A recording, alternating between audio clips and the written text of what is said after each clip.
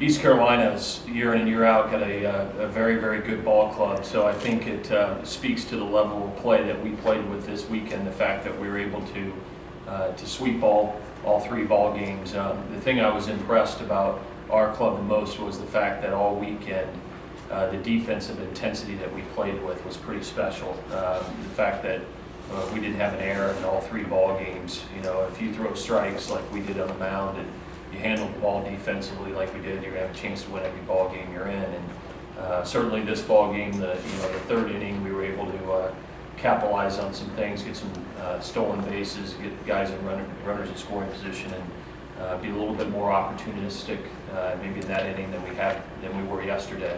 But overall, I thought it was a great day. I thought Brandon Waddell made a nice start, and it looked like he was in pretty good command other than maybe one inning.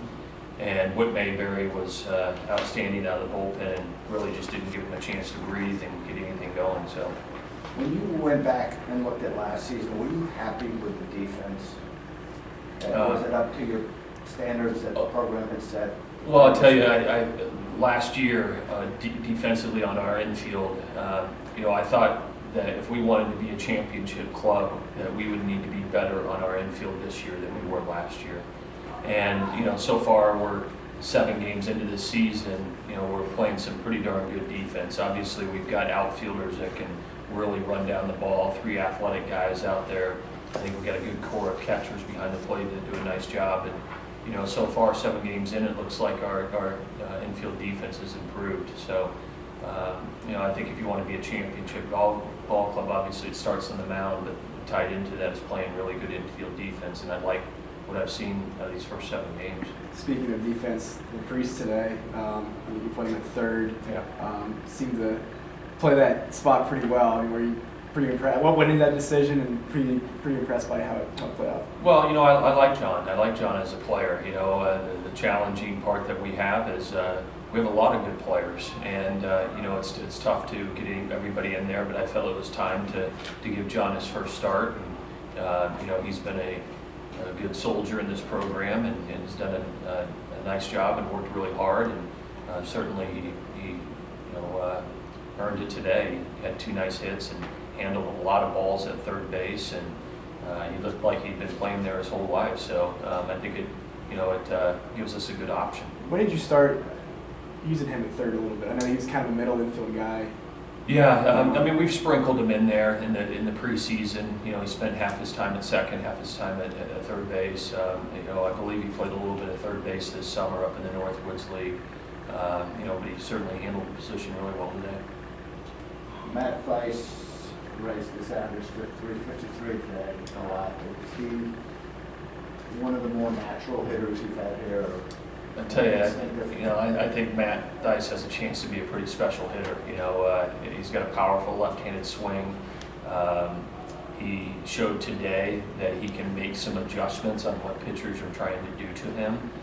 And, I just felt like he, coming into the season, he was going to have a chance to really boost our lineup. And, when you've got a hitter of the quality of Derek Fisher, I think it's important to have somebody that is potentially equal of quality behind him.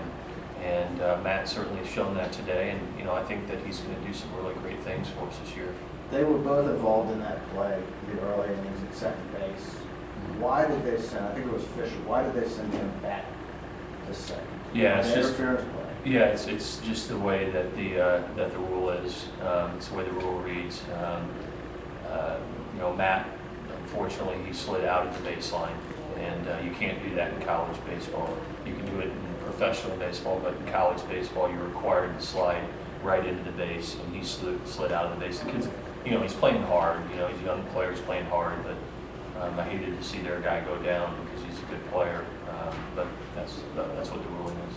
After that, I think the Priest has a single, and obviously would have scored Fisher, and you get out of that inning without any runs. But then you come back with that 4-run third, and all those came with 2 outs. I think all 6 of your RBIs today were 2-out hits. Yeah, that was an interesting inning, because the inning before was very disappointing in that we had runners on first and second, no outs, and we couldn't execute the bunt, and it hits into that play.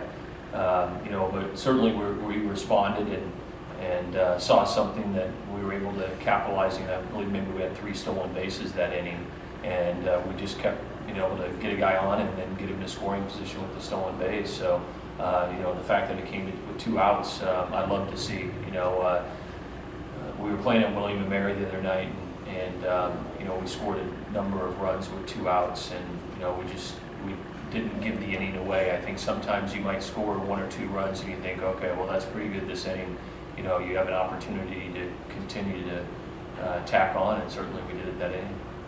Coach, you moved Brandon back a couple of days from his usual slot. Yeah. How do you feel he made the transition? Well, I feel Brandon Waddell did really well. I felt like he needed a couple of extra days. We really didn't have a choice, and we made the move to do it. And I thought that he handled it really well. When you've got a chance to go for a sweep against a really good club, it's not an easy thing to do. And I thought he gave us a great quality start. Through the first part of the game. Nick Howard looked comfortable to you in his new role? I think he does. Nick's been out there, I believe 4 times now, and both the games this weekend, were in pressure situations, and that's what we've got to put him more in.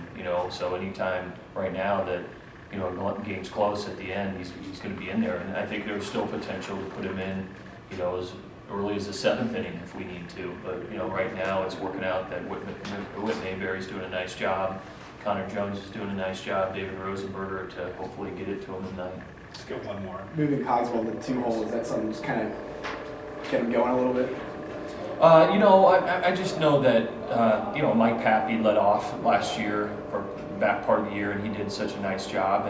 And I just thought really today, we're putting Laprise in there, and I just thought we'd switch it up a little bit and take a look at it. So I don't know if it's something permanent, quite frankly. It's I think they're both hitters. I don't know that it really matters who's leading off other than the first inning, we'll see how it goes from there. Brian, obviously the weather has something to do with it, but this is the largest crowd ever for a February Oh, really? game here, and I think February largest series, right? And the series. game and Game and series for February. It's gotta be nice to look out and see that kind of crowd this early in the year. Well, it is. I think there's a lot of things that attribute to the kind of crowd. Number one is the beautiful weather, but we've sold more season tickets for going into the season than we ever have before. We feel like we've built a pretty good brand in this community. That Virginia baseball is exciting. It's fun to come out and watch, and certainly we couldn't do it without those fans. When you have a number of recruits in the stands, like we did this weekend, that are visiting us, it's nice to see that you have this kind of fan following, especially in February. And so it's great to see, and hopefully they just continue to get bigger and bigger.